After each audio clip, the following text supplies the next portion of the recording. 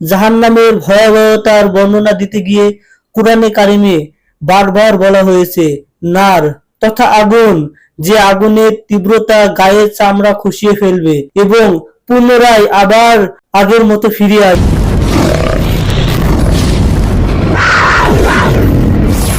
আসসালামু আলাইকুম ওয়া রাহমাতুল্লাহি ওয়া বারাকাতুহু। আজকে বলবো জাহান্নামকে ভয়ঙ্কর জায়গা বলা হয় কেন।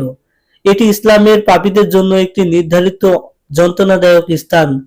কোরআন ও হাদিসে জাহান্নামের ভয়াবহ বর্ণনা বিভিন্ন জায়গায় দেওয়া হয়েছে।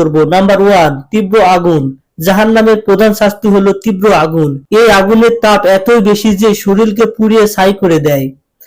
নাম্বার 2, অবিরাম যন্ত্রণা। জাহান্নামে যারা যাবে তারা অবিরাম যন্ত্রণা ভোগ করতে থাকবে। এই যন্ত্রণা কখনো শেষ হবে না। নাম্বার 3, অন্ধকার। জাহান্নাম একটি অন্ধকারময় স্থান। সেখানে কোনো আলো নেই, কোনো বাতাস নেই।